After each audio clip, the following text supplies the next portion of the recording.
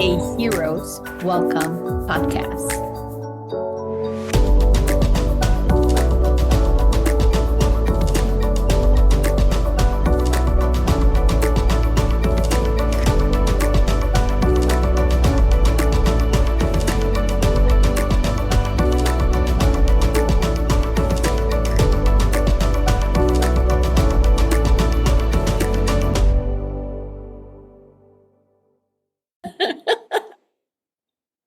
Welcome, listeners, to another episode of a Heroes Welcome podcast. I'm your co-host, Mariela Caradiego, and I'm joined by my lovely co-host.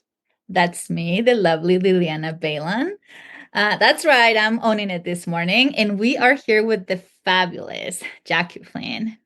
Jackie. I'll own it too. Please do.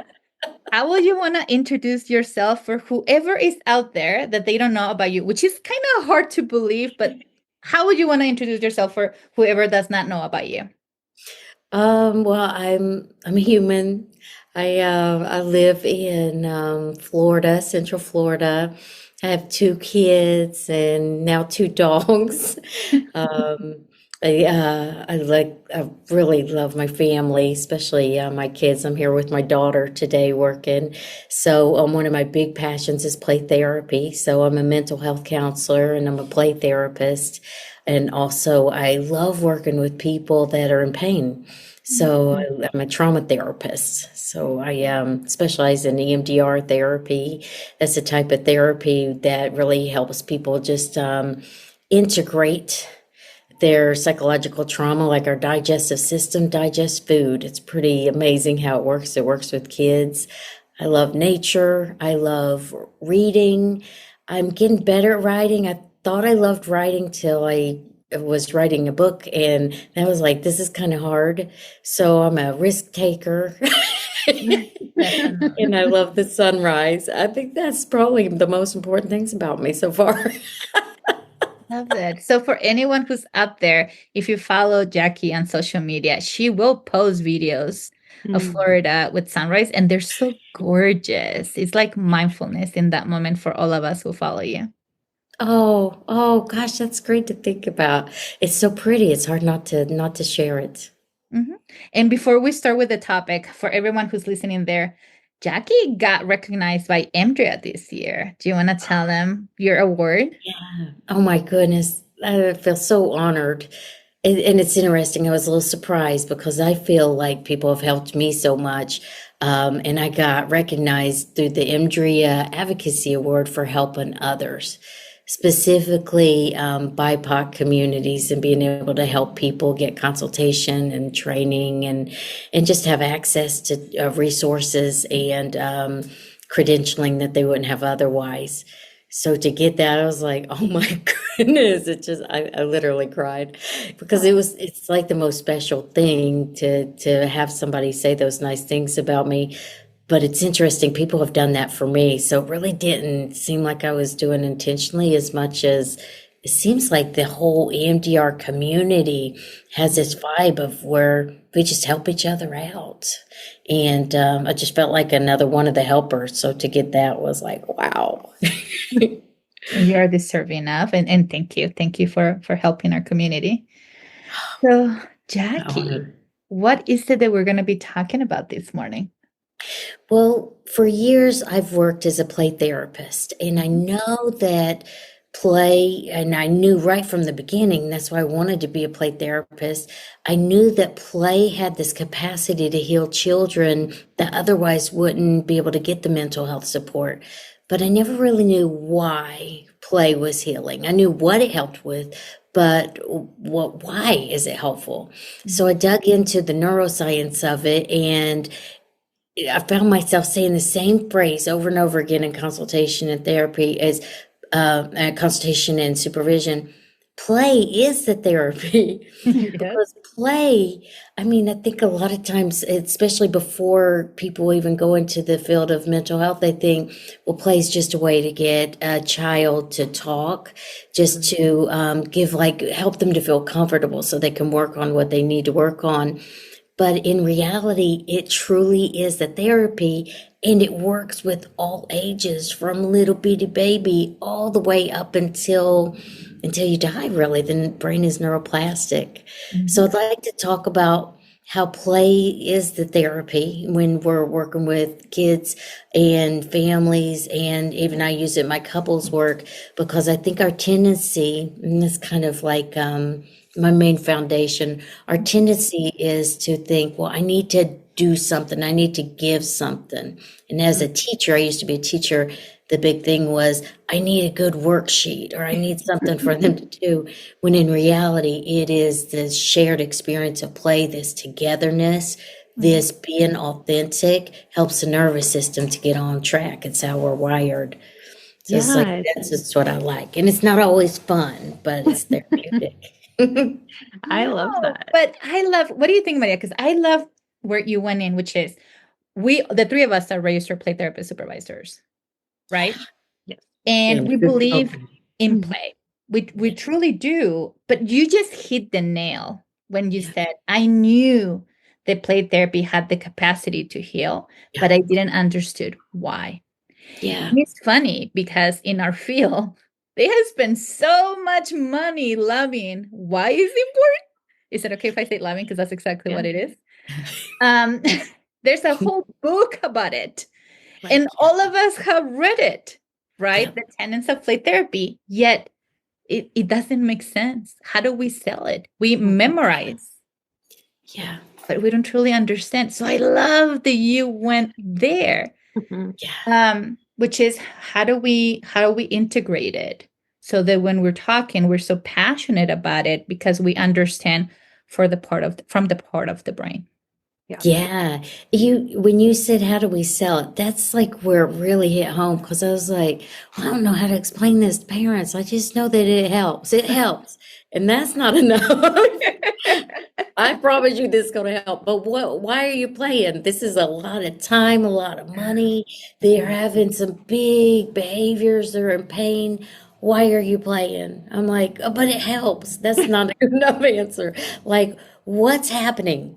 That, and then when I like, it's really simple what's happening. I mean, simple, it's complex, but you can explain it. And play allows us to experience safety and distress at the same time, so that we can have this opportunity. And y'all are play therapy supervisors, so I know we're all like we're on this big, let the child struggle so that they can have this opportunity for success. And so it's not always necessarily fun, but it's pretty amazing how it can widen that window of tolerance.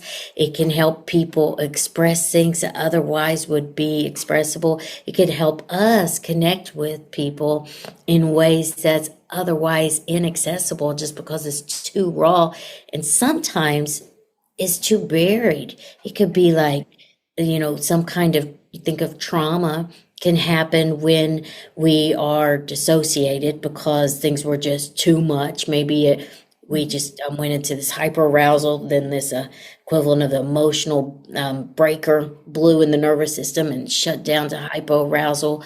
So it could even be in dissociative states. People can have trauma pre-verbal, before they even have that part of the brain that is developed. And think about, that could happen in real early childhood, that can happen in birth process, or it can happen in utero, or this is kind of mind-blowing to think about, before conception, like in intergenerational trauma. It can be carried down through like painful, that gives me like chills to think about it, like painful generations have endured so much, it gets carried down through the cells. And then the child is taught from a very early age that the world is safe, or the world's not safe, or whatever the worldview is. And play lets us access that, where words can't even go. And words are amazing, but they limit us, and they're very much influenced by cultural differences. So to have this humility to be able to connect with someone as a human and not be limited by just phrases that are meaningful to some and not to others, play gives us all of that and more. I love that. I love that so much. I think that is one of the things I tell parents and I tell supervisees to tell parents is, you know, as an adult, have you ever had that an experience where words failed you? Like you just didn't have the words to express what was going on for you. Yeah. That's true for kids all of the time, right? Like even their happy emotions, they don't fully have the verbiage to fully express. Yeah. And I love that you talk about play being the therapy because it's relational and it's experiential and just in being rather than a product, right? Like I know, like, you know, referring back to your teacher years, I know coming out of early grad programs, right? It's like, here's a worksheet, here's the goal, here's the thing we're going to do so that you get better. Mm-hmm.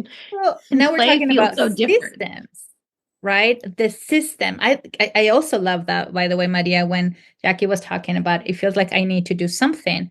Well, that's the system telling a mental health therapist, you by evidence by, right? We're using in our language, by the models that we choose, is you have to show me, are we stuck? Are we at the beginning? Are we advancing? How do you know? So there's this sheet that you have to follow or you have to provide in order for me to track. Because in that system, we're working on the medical model that tells us what to do and how to do it and the limit on sessions that we can do, right? So I need to do something comes from a very colonized mentality in regards to how are you going to show me? Right. Yeah. And I think too, like from a client's perspective, I mean, all that documentation is not my favorite, by the way. None of us. You're all like, oh, yeah. Oh, my goodness. That brings back memories. But from a client's perspective, you can feel if somebody's like truly with you. I love Marshall Lyles. Y'all know him. For anyone listening that hasn't heard of Marshall Lyles, he's one of the best humans that ever like was born. But one of his things I learned from him is like, don't go into it with an agenda. Like, I need this and this and this to happen, and don't gauge our value and our effectiveness as a therapist based on somebody's healing, because people heal in their own time. So me to come in to like, you're gonna not be anxious in 3 weeks from now. And you're going to sleep through the night, and 4 weeks from now, and your parents going to tell me that you're 40% more relaxed during dinner time. It just doesn't make sense. It takes the humanity out of it. And I understand the need for tracking data and stuff, but it really doesn't necessarily jive with humanity. And what they need is another human that's authentic. I know we have this common admiration for Lisa Dion's work in synergetic play therapy. And one thing, and I think I learned so much about life from her, not even necessarily just about play therapy, but one thing that I really took away is authenticity. We show up as humans. And I know before we got on this recording, Liliana, you mentioned about that, like bringing coming into therapy as a blank space just isn't a reality. That like takes away our humanity. If that was the case, then robots could do this therapy. Right. And they're trying, but they're not great at it. They need somebody that can share their nervous systems with them, and also share the knowledge and the felt sense of this is hard, and I see what's happening here, and I could feel you, and to breathe through it. It's like a big deal. It's the therapy. Absolutely. And I love that too, right? You both in expressive therapies, you know, whether that's art and Santre, and in play, right? It removes the agenda when we are able to be like, this is my space. You can do what you need to in this space, and I'm going to be here with you in it. Right. So we can chuck the agenda, which, you know, insurance companies don't love, the medical model doesn't love, parents don't love, school systems don't love, but we know that's what works. Yeah. Right. We could talk to Johnny about his anger outbursts for an hour every week. That's not going to get us where you want us to be. This is Yeah. where for all of you who is the new cohort coming out and you're like, what do you mean? I'm talking to Johnny about anger and he still is getting angry. Like, I don't understand. We talk about it for 2 sessions. How come Johnny is not improving? And when we're smiling as supervisors, we're smiling because we remember the felt sense of that Yeah. frustration of not knowing how to help our clients, when in Yeah. reality, our job as mental health therapists has never been to fix, because that implies there's something wrong with you. Yeah. But as mental health therapists is, how can I be with you so that I can show you different ways and you get to pick, your nervous system gets to pick what Yeah. is the best way for you. Mhm. I love that. And yeah, rolling back the years, like we've been there. We've been there.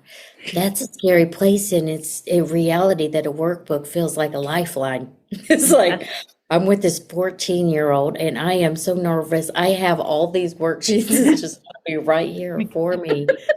But in reality, I mean, we all start somewhere, and it's not even, I actually love like, I make workbooks actually. Like I love, directive Yeah. pieces, but that has to come after the relational safety. So from like a nervous system or brain perspective, you really connect right hemisphere to right hemisphere, and you help to explore and add safety, explore all the pain, allow that expression to happen. And then together you like cross this bridge of the corpus callosum, like holding hands. Mhm. And then you go into the left hemisphere, which for kids Yeah. is not even fully developed until mid to late 20s. So we don't want to rely too much on that. But once the safety is there and once expression's there, then they have more access to the higher level thinking part of their brains, and then they can get the information. Mhm. If we start off with that, then we're going to fall short and maybe even make therapy not accessible for them. If they have a bad experience, they may have a bad taste in their mouth for therapy forever. And therapy is pretty cool. It can change lives. Yeah, I love that. I think one of the things that you're talking about, I put it as play therapists. One of our first jobs with our clients is to make sure that we're known as not just another adult in their life. We are a different type of adult in their life, right? Because we don't rely on heavy verbiage. We're not punitive. We're not punishment, although parents like to be like, you're going to go see Miss Maria because you got in trouble this week, right? So Yeah. part of that building safety though Uh-huh. is proving that we're a different type of an adult in Yeah. their life. And that's hard for everyone to trust. For, initially it's hard for kids to trust. It's hard for the adults in the room to trust. But I think that speaks to that relational piece, and that sense of safety is because we behave differently as play therapists. Oh, that's so good. I never thought about that before, about we're showing up differently than what they're used to. And change is a cue of danger. Yeah. So we need to add lots of opportunity for safety, but being able to be different, then we can allow for those stories to unfold. We can allow them to say the things, do the things that they need to do to process, to integrate this without shutting it down. Because I do show up very different as a therapist than I do as a parent. But I never Yeah. thought about like I'm gonna start explaining it like that. I'm gonna be like, because that normalizes for parents, be like, I can't do that. But like, that's Yeah. where we come in. Yeah. That's why we're here. Is the normalization for parents, right? When parents come in and then share with us, I tend to normalize. Look, I am per se the fun person because I am allowing your child to come and explore and be, and there's no judgment in regards to you have to clean up. You have to do it this way because I'm attuning to what is it that is showing up in the room and what is Yeah. it that needs to be processed. And you got the harder job because I only get your child maybe for 1 hour a week, if, right? So it's just a snapshot of what you get to experience every day. And society has different expectations for you. Society is telling you your child is a representation of you. So therefore, your child has to go through all these checklists. That's a lot of projections onto you that they're not fair and they're not realistic. Therefore, society is setting you up to fail, to never be worthy of. And the person that I know that is showing up for here, bringing your child to therapy, is worthy of love and empathy. Oh, that's beautiful because parenting's hard. Oh, yes. For all of us. Our text, by the way, Jackie's been like, my child, help me. Like, because we need each other also to normalize those parts that we don't get to talk about as therapists, or that parents fantasize. They create this fantasy that we are the perfect parents. Yes. I am so far removed from that. Trust, when my kids are old enough and listening to this podcast, they will attest and they will comment that is not fact. Yeah, I have older children like Jackie. So my children are 26 and 21. And what they say about me is not kind. And then I start laughing. I'm like, yeah, sounds about right. It's humbling. I remember like years ago that I just even having an experience in the grocery store, and then seeing, this is when I was a teacher, seeing one of my the parents that are at the school, and I was like, uh-oh, we need to pull it together.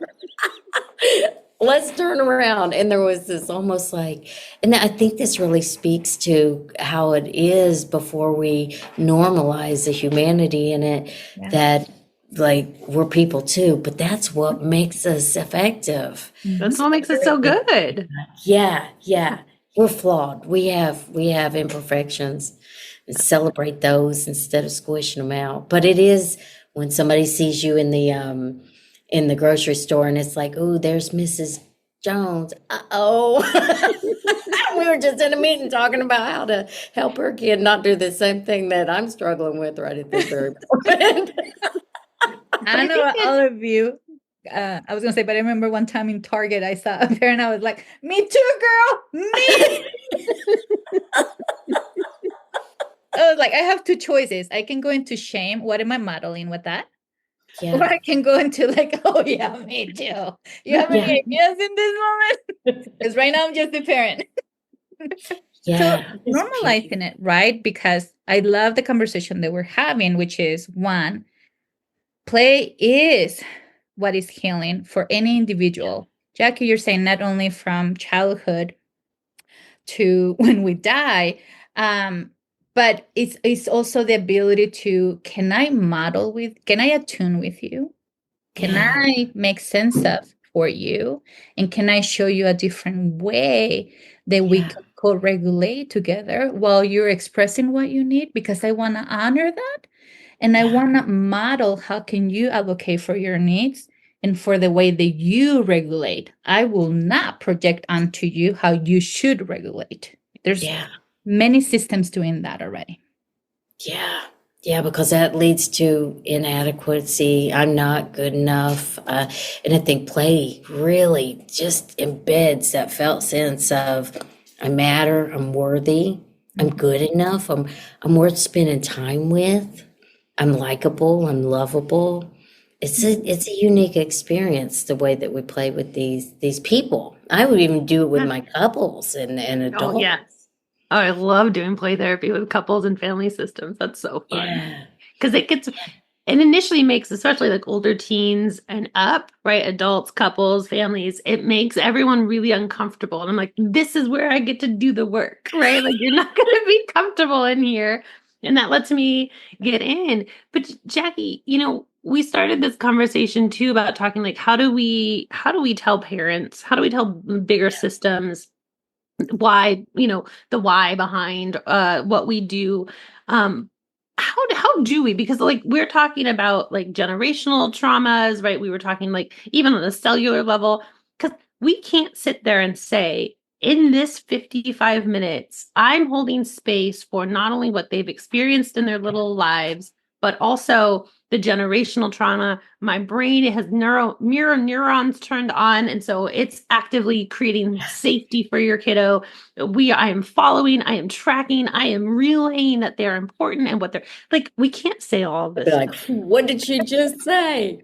Like you have to have Hold on, let a me write master's it degree to down. understand. So how can we share with parents, systems, in a way? Have you found verbiage? Yeah, I think of it as an elevator pitch. So, like an elevator takes a certain amount, depending on what building you're in. I'm sure it varies, but imagine we're in, say, a 10-story building, and I hop on the elevator with someone, and they're telling me about something that their child is struggling with, and in this scenario, I'm going to share about play therapy. I really lean on, I mean, in so many ways, but I lean on Dr. Siegel's connect and redirect.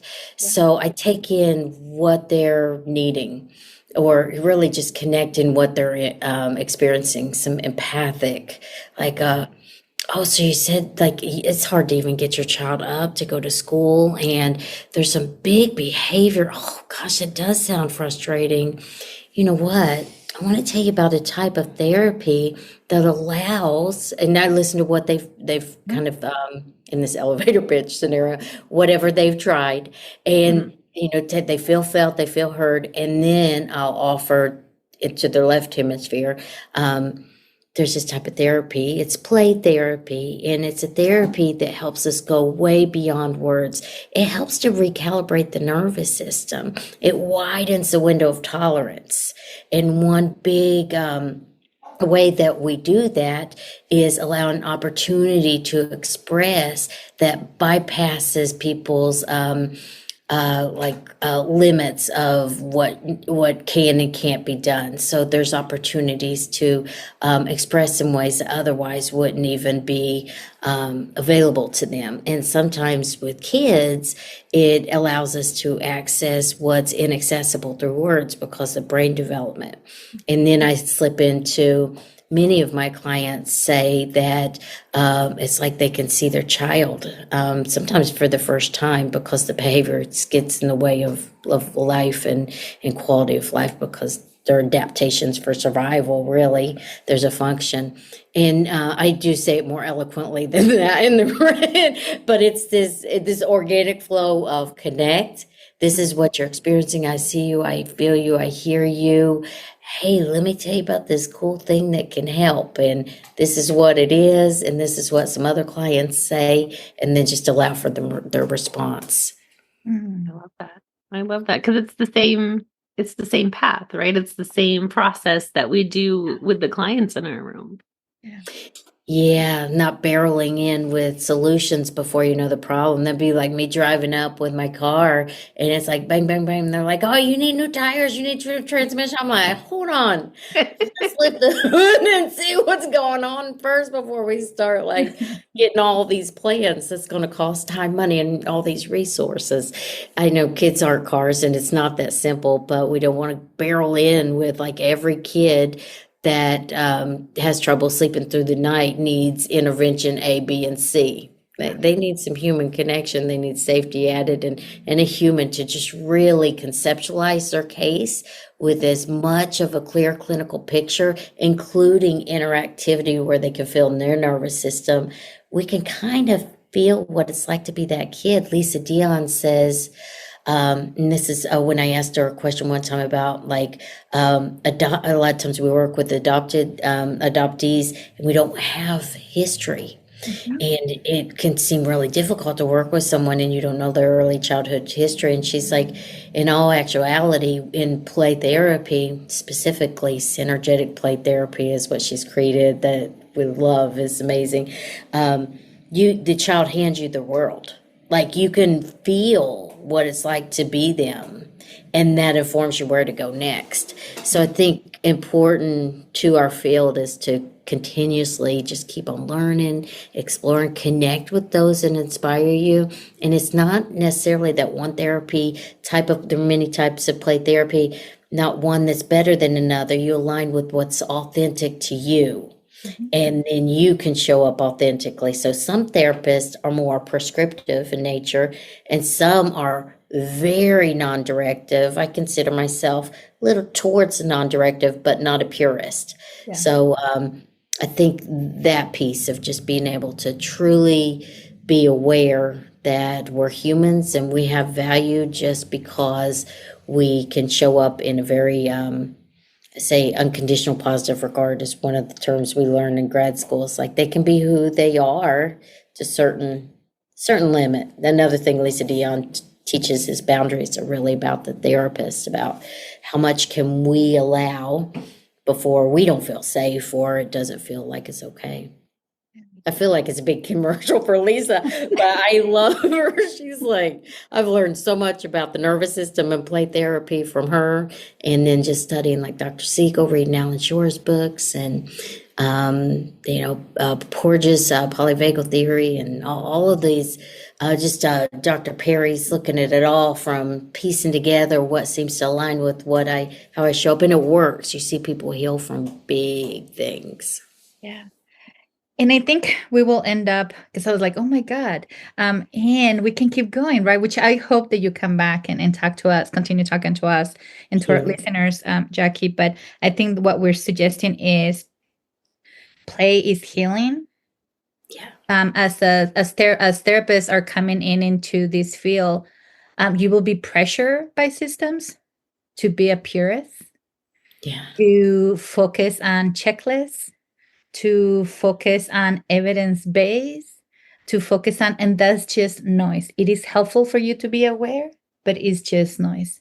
The invitation from Jackie, if I capture this right, is what we're building is the capacity of awareness, organization, validation of why those behaviors were needed. Using the analogy of a car, when you hear everything that is wrong with your car, it's overwhelming. Yet when you break it down for me and make me feel seen, I will pay for all those car fixes, even though I will hate it, but because I know what's going to come at the end. So coming to therapy is exactly that, creating capacity, not to model, not to focus on what everything is wrong, but to learn about your child and the wisdom, right, of the nervous system in a survival state. Oh, that's so good. That's beautiful. We should put some music behind that. That's it in a nutshell. That makes me feel a little emotional because that's big work. That's like brain science right there. Yeah. I think the other invitation, Jackie, that you're offering is that our humanness is the value, both for providers, for supervisors, for clients, and for parents, right? For everyone involved, that our humanness is the value that we get to bring and that we get to offer. Yeah. That's it. That's it. Our humanness. I love it. And I feel it from y'all. Like I feel the warmth and the connection even though we're all in different places. But yeah, I would say that's at the very core, our humanness. It's a biological imperative to be with another human being. And that's what Dr. Porges tells us, and Dr. Peter Levine, the creator of the somatic experiencing therapy, in the book Through Trauma Through a Child's Eyes, I think that's the name of it. He says the difference between whether a child is traumatized or not is were they with another safe. I can't remember exactly how you word it, but were they alone or were they with someone else? And when we can allow them to express and be truly with them, then we can be that agent of change that, I think about that, what Fred Rogers said, look for the helpers. We could be the helpers. Yeah. Oh, Jackie, what a beautiful way to close it. Look for the helpers. Thank you. Thank you for being here. Maria, you want to add anything? I mean, I don't think there's much more, Jackie. Thank you so much.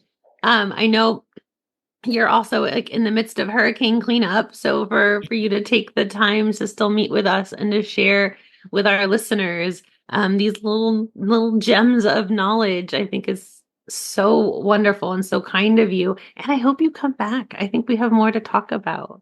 Oh, I feel so honored. And this is called the Heroes Welcome. You know who some heroes are? Liliana and Maria, that y'all doing this. You're making the world a better place. Like being able to get information out like this, That's beautiful. I love that. It's just such a giving, just a way to just help everyone that is accessible. Doesn't cost any money. It's through the podcast avenues. You're making the world a better place. So I want to thank you. To be a part of this is a huge honor. Oh, Jackie, well, thank you. And as a hero, thank you for coming on today. We really appreciate it. Hero. Until next time, listeners. Until then, bye.